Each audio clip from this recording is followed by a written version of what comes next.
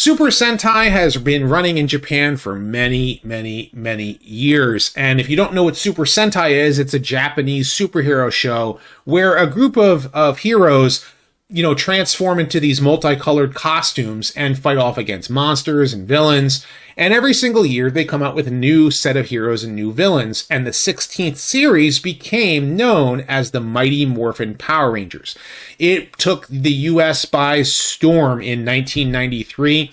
And yes, I did watch the original show when it came out. I was around that time, I remember when Power Rangers came out, and I was like, oh man, this kind of show is kind of cool. And it's like, and of course the kids at the time, at my age at that time, were like, you're still into that stuff? And it's like, yes, I'm into nerdy stuff. I'm into geeky stuff. I'm still into Transformers and X-Men and Spider-Man. And I read comic books and play video games.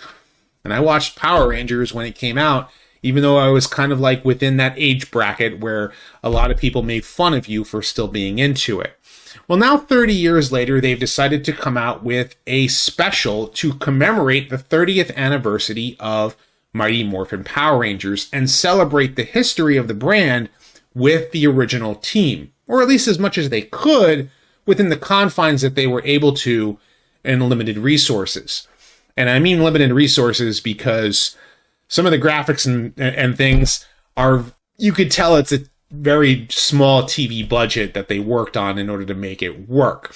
So the story, of course, takes place. It's now in the present day. We know that Power Rangers has existed for a long time, and Billy, the original Blue Ranger, is fighting off against a Robo Rita. And I'm going to talk about spoilers here. So if you guys have not seen the series, I'm going to give you guys a semi-spoilery review because it's really only 55 minutes, and it has its goods, its ups, its downs. And yeah, I'll just give you a quick rundown, basically saying, like, I enjoyed it for its cheesiness, and it wasn't the best thing on the planet. So let me actually talk about this.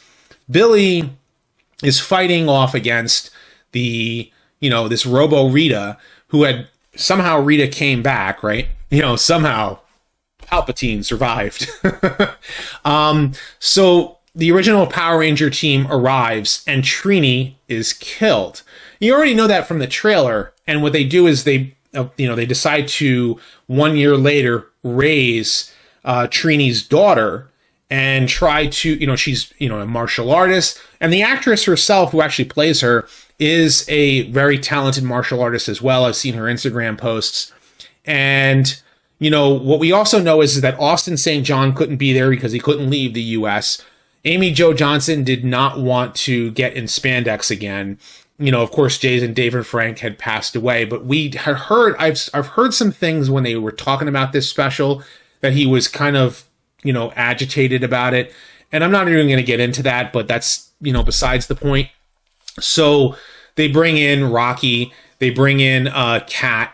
So what they decided to do for this storyline was the original Rangers exist, but they get captured by Rita, and the reason why Rita came back is because if you remember in Power Rangers in Space, Zordon had sacrificed himself in order to eliminate all of the evil up to that point in the universe. And Billy was trying to bring him back. So he's now he has the command center, he has Alpha 9, or actually Alpha 8, and he brings in, tries to, bring Zordon back, which inadvertently brings Rita's evil essence into Alpha 8, and the robot transforms itself into a Robo Rita. And then, of course, a year later, you have Alpha 9.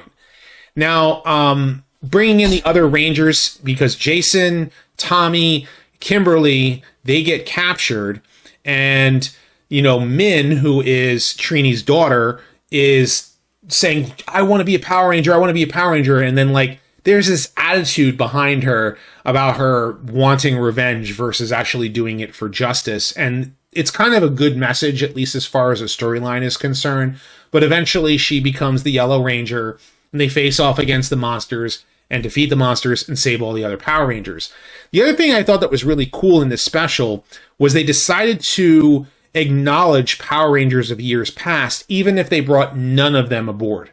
And since the two monsters that Rita creates capture the Power Rangers, they captured Jason, they captured Tommy and Kimberly, they also captured Tanya, but you don't see her in the special. You only see like an action figure of her and a whole bunch of other Rangers from other series.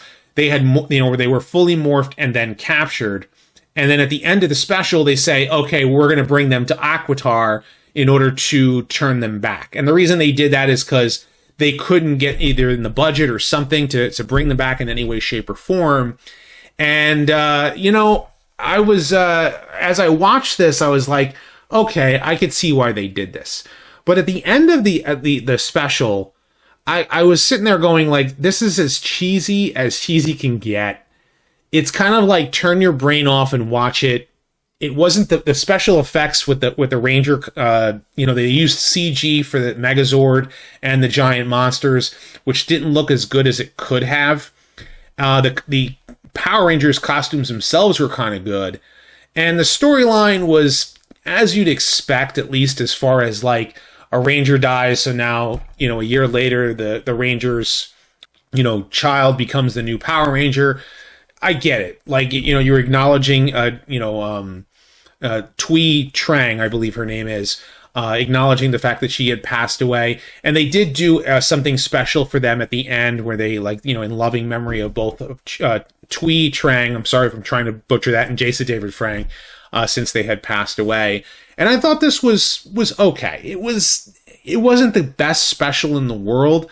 When I watched it, I was like, it's a lot of fun to see the Power Rangers together again, but it's not something that I would have rushed to. A lot of people are going to feel a lot of nostalgia bits out of it, and some people are going to go, it was okay. Or some people may not even really care for it. I mean, it all depends upon how much of a Power Rangers fan you are and knowing how Power Rangers stories have turned out in the past. Especially now because Super Sentai seems to be separated from, Power Rangers in the present day, because apparently they're not even going to be using Super Sentai footage for the modern Power Ranger team. And I know a lot of Power Rangers fans are upset about that. But I'm still kind of angry that they never used the Die Ranger footage except for the Kiba Ranger for the White Ranger. And I can actually I actually want to do a video in the future about that. And I know some of you are still waiting. I'm going to end up doing a Thundercats video. Don't worry about that. But I want to know what you guys think. Did you guys see this Mighty Morphin Power Rangers special, or are you going to end up skipping it? Of course, leave your thoughts in the comment section below. Be sure to thumbs up this video and subscribe. I have many more videos coming down the pipeline on this channel and on my main channel, RodimusPrimal. So stay tuned for all of that. And as always, guys, until next time, till all are one.